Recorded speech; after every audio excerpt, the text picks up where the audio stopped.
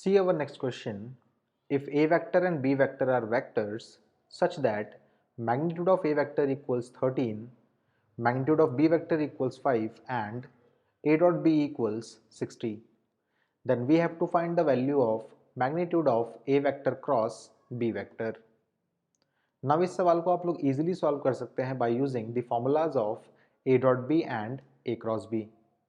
और आप इस सवाल को बाय यूजिंग अ शॉर्टकट भी सॉल्व कर सकते हैं जो मैंने लेक्चर वीडियोस में आपके साथ डिस्कस किया हुआ है। चलिए इस वीडियो के अंदर मैं वो दोनों मेथड से इस सवाल को सॉल्व करना आपके लिए बता देता हूँ।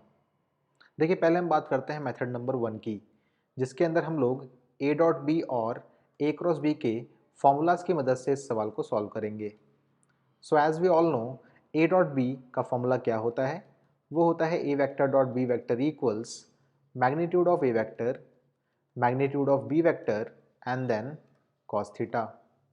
Similarly, a vector cross b vector का फॉर्मूला क्या होता है, वो होता है magnitude of a vector, magnitude of b vector sin theta and n cap. Now अगर आप लोगों को चाहिए magnitude of a vector cross b vector, then आप लोग यहाँ पे both sides magnitude अप्लाई कर दीजिए।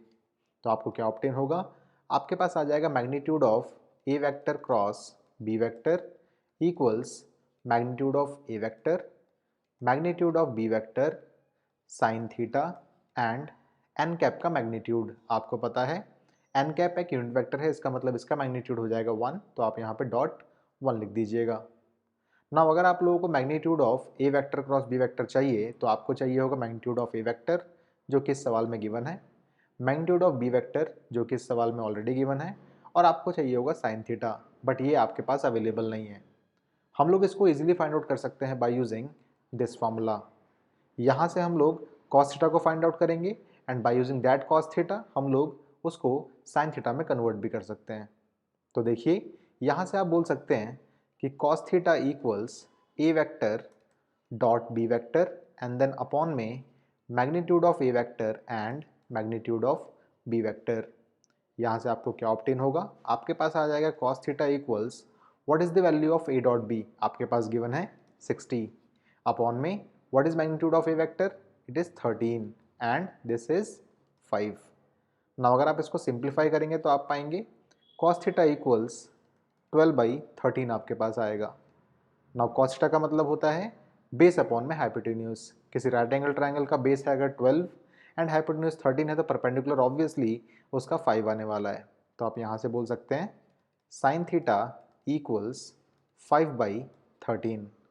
नाउ अगेन आप लोग आ जाइए इस साइड, यहाँ पे आपको पता है कि magnitude of A vector cross B vector का फॉर्मूला क्या होगा, वो होगा मैग्नीट्यूड ऑफ ए वेक्टर यानी कि 13 multiplied by magnitude of b vector is 5 and sin theta is what 5/13। अभी हमने इसको सॉल्व किया है।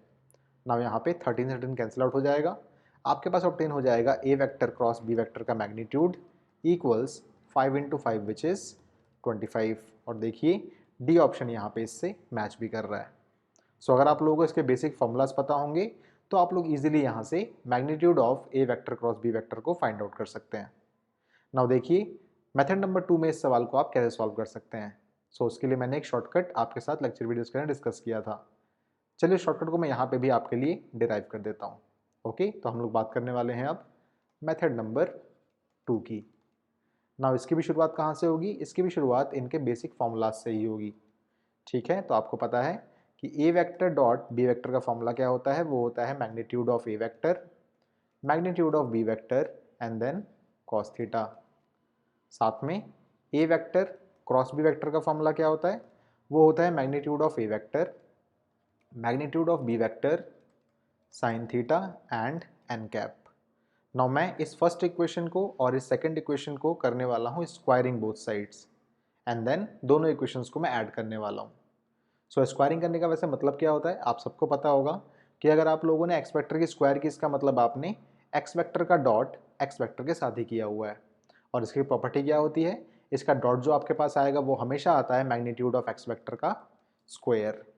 सो अगर आप लोगों ने यहाँ पे स्क्वायरिंग बोथ साइड्स की तो क्या मिलेगा आपको, आपको ऑब्टेन हो जाएगा magnitude of A dot B का स्क्वायर, ठीक है, प्लस में इस साइड अगर आपने स्क्वायरिंग करी तो क्या ऑब्टेन होगा, magnitude of A vector cross B vector का भी स्क्वायर इक्वल्स, अगर आप लोगों ने यहाँ पे स्क्वायरिंग की तो आपके पास आएगा ए वेक्टर का square and then magnitude of B vector का square and cos square theta, plus यहाँ पे स्क्वायरिंग करने पे आपके पास ऑब्टेन हो जाएगा मैग्नीट्यूड ऑफ ए वेक्टर का square, magnitude of B vector का square, sine square theta and आपको पता है N cap dot N cap करने पे आपको मैग्नीट्यूड ऑफ एन कैप की स्क्वायर मिलेगी।